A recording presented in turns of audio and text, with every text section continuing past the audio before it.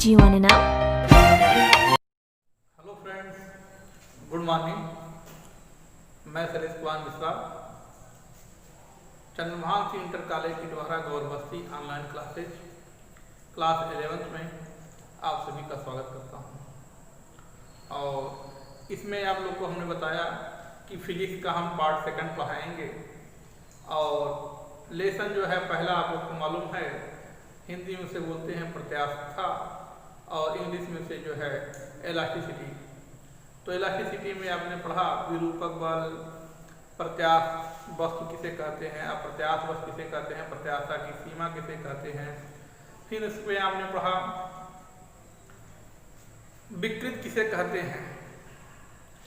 प्रतिबल आपने पढ़ लिया, प्रतिबल भी 3 प्रकार के पढ़े आप लोग, अभिलंब प्रतिबल, ठीक, अपरूपण प्रतिबल और उसके बाद जो है अनुदैर्ध्य प्रतिबल। इसी प्रकार विकृत की परिभाषा बताया गया था। किसी वस्तु के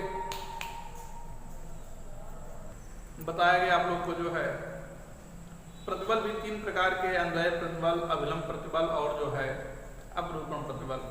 इसी प्रकार विकृत बताया गया कि जब हम विरूपक बल लगाते हैं तो उस वस्तु की आकार आकृति में परिवर्तन हो जाता है। तो वही भिन्नात्मक परिवर्तन, वस्तु के भिन्नात्मक वस्तु में जो भिन्नात्मक परिवर्तन होता है, इसी परिवर्तन को हम क्या कहते हैं, विकृत कहते हैं। तो बताया गया विकृत भी हम लोग को जो है 3 प्रकार का होता है। अनुदैर्ध्य विकृत, आयतन विकृत, अपरूपण विकृत। तो समझिए पहले, जैसे ये वस्तु है,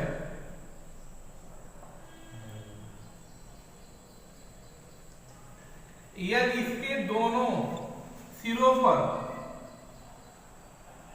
बल लगाते हैं तो ये जो है बाहर की ओर लगाएंगे तो ये बढ़ जाएगा, ये क्या हो जाएगा, बढ़ जाएगा, यानी इसकी लंबाई में वृद्धि हो जाएगी।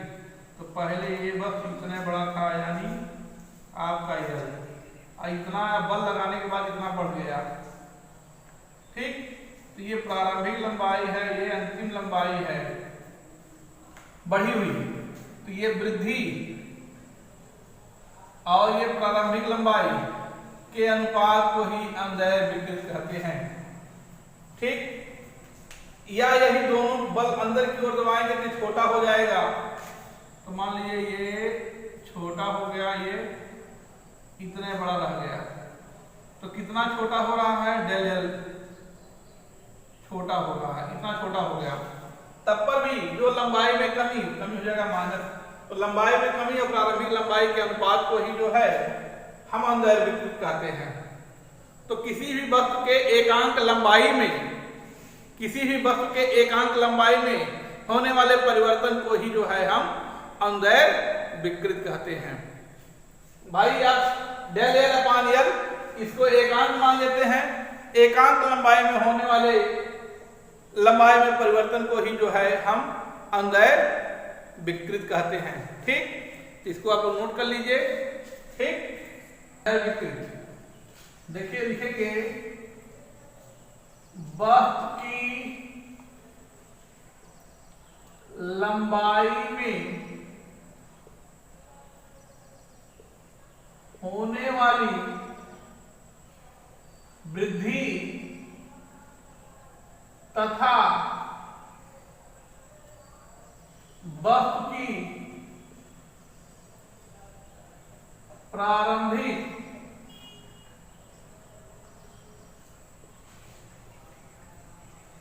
लंबाई के अनुपात को ही अनुदैर्ध्य विकृत कहते हैं। अनुदैर्ध्य विकृत बराबर लिखेंगे डेल यल अपान यल। तो देखिए ये लंबाई की भी मात्रक मीटर और प्रारंभिक लंबाई का मीटर, मीटर कैसे, अर्थात इसका कोई मात्रक नहीं होता है और न इसका कोई बीमा होता है, बीमाहीन होता है, बीमाहीन होता है विकृत। नोट में लिखेंगे कि विकृत जो है बीमाहीन होता है। तो अनुदैर्घ्य विकृत समझ में आ गया। वस्तु की लंबाई में होने वाली वृद्धि या कमी, भी कमी हो सकता है या वृद्धि, तथा वस्तु की प्रारंभिक लंबाई के अनुपात को ही अनुदैर्घ्य विकृत कहते हैं। अनुदैर्घ्य विकृत बराबर डेल एल अपान एल। ठीक, ये अनुदैर्घ्य विकृत के बारे में हो गया। ठीक, तो देखिए जब कोई गेंद या वायु से भरा हुआ गुब्बारे को जो है हम जल में डालते हैं तो इसकी आयतन इतना था, v था। जब हम डालते हैं इसके आयतन में कमी हो जाती है, ये अब ये आयतन v माइनस डेल v हो गया, अर्थात कितनी कमी हुई, डेल्टा v की इतने की कमी हो जाती है, अर्थात इस पे दाब पड़ता है, इस पे दाब पड़ता है, प्रेशर। तो आयतन में क्या हुआ, कमी हो गया। ये पहले आयतन ये v था, अब ये घटकर हो गया v माइनस डेल v, यानी इतने की कमी हुई। ठीक, तो आयतन विकृत में आयतन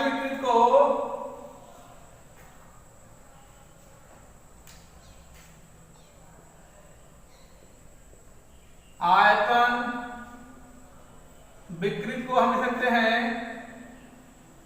जब किसी वस्तु के आयतन में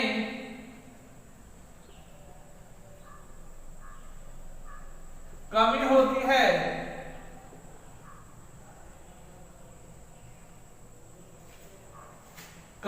है तो उस आयतन में कमी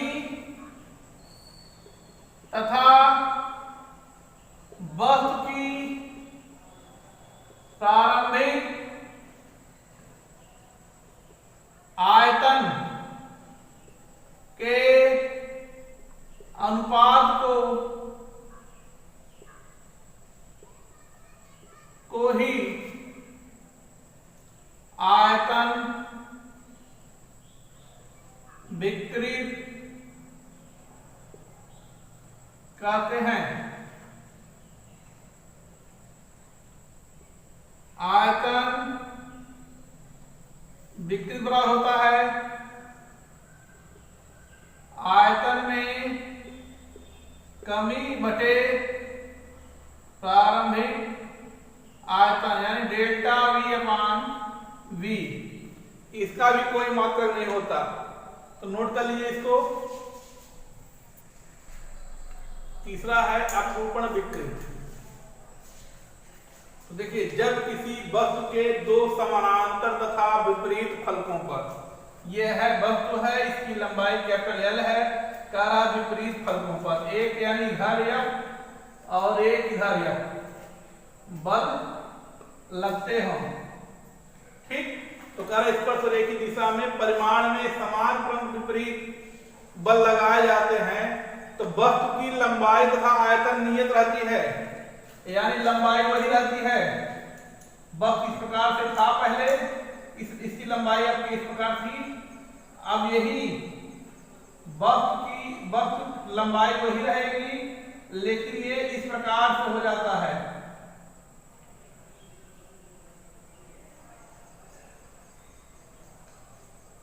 ये बल लंबाई आपकी यही लंबाई जो है वही रहेगी, लेकिन इसमें जो है थीटा एंगल का कोण बन जाता है और ये विस्थापन डेल्टा x हो गया और ये लंबाई आपका यही है।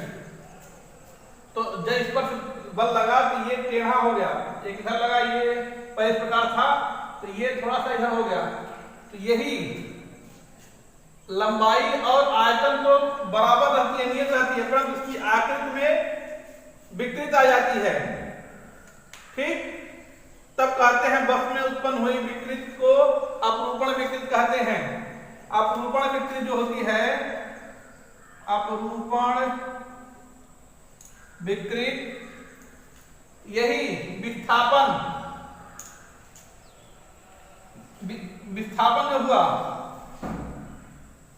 विस्थापन बटे लंबाई डेल्टा एक्स अपान यल, यही। और आप जानते हैं ये थीटा, थीटा सामने लंब, ये आधार, और ये ग्राउंड हो गया, तो लंब बटे थीटा, लंब बटे आधार, लंब बटे आधार tan थीटा होता है। तो हम इतने को लिख सकते हैं tan थीटा डेल्टा एक्स अपान यल, और यदि कोण अत्यंत छोटा है तो इसको थीटा मान लेते हैं। इसी को अपरूपण विकृत कहते हैं। अपरूपण विकृत क्लियर हो गया, इसको आप लोग नोट कर लीजिए।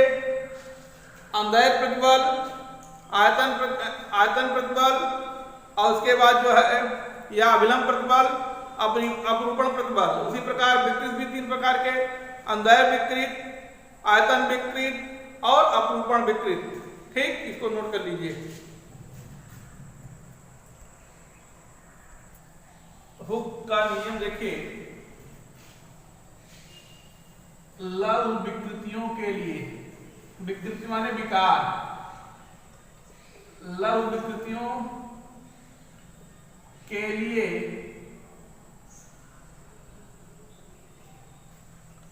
पदार्थ पर कार्यरत, पदार्थ पर कार्यरत प्रतिबल, पदार्थ पर कार्यरत प्रतिबल विकृत के सदैव अनुमानुपाती होती है।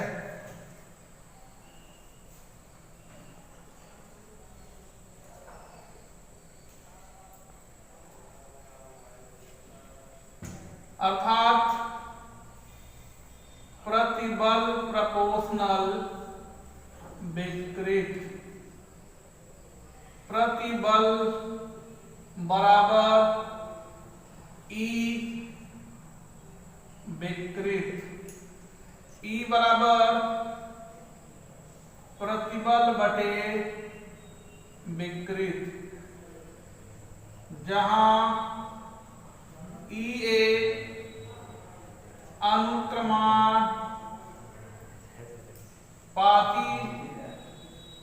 नियतांक है, इसे प्रत्यास्थता गुणांक कहते हैं। ठीक, ये प्रत्यास्थता गुणांक। हुक का नियम क्या है? लघु विकृतियों के लिए पदार्थ पर कार्यरत प्रतिबल विकृत के सदैव अनुमानुपाती होता है। अर्थात प्रतिबल प्रोपोर्शनल विकृत, प्रतिबल बराबर ई विकृत, ई बराबर होता है प्रतिबल अपान विकृत, जहां ई एक अनुपाती नियतांक है, इसे प्रत्यास्थता गुणांक कहते हैं। ठीक, अब प्रत्यास्थता गुणांक भी तीन प्रकार के होते हैं। ठीक, अब देखिए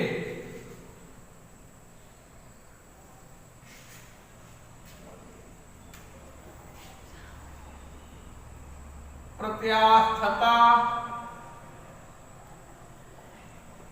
गुणांक ये भी तीन प्रकार के होते हैं।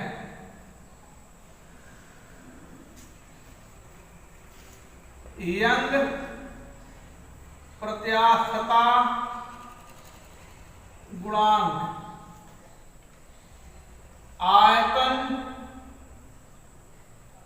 नात्मक प्रत्यास्थता गुणांक, अपरूपण प्रत्यास्थता गुणांक। तो ये तीन प्रकार के प्रत्यास्थता गुणांक होते हैं। यंग प्रत्यास्थता गुणांक, अज्ञापन प्रत्यास्थता गुणांक, अपरूपण प्रत्यास्थता गुणांक। तो देखिए यंग प्रत्याशा गुणांक, प्रतिबल में लेंगे अनुदैर्ध्य प्रतिबल, अब विकृत में लेंगे अनुदैर्ध्य विकृत, यानी आप कह सकते हैं अनुदैर्ध्य प्रतिबल और अनुदैर्ध्य विकृत के अनुपात को ही यंग प्रत्याशा गुणांक कहते हैं। आयतन प्रतिबल या अभिलंब प्रतिबल यानी दाब और आयतन विकृत के अनुपात को ही हम आयतन प्रत्याशा गुणांक कहते हैं। अभिलंब प्रतिबल और या अपरूपण प्रतिबल और अपरूपण विकृत के अनुपात को ही अपरूपण प्रत्याशा गुणांक कहते हैं। अपरूपण को दीर्घता प्रत्याशा गुणांक भी कहते हैं। अपरूपण को दीर्घता प्रत्याशा गुणांक भी कहते हैं। तो इतना आप लोग नोट कर लीजिए।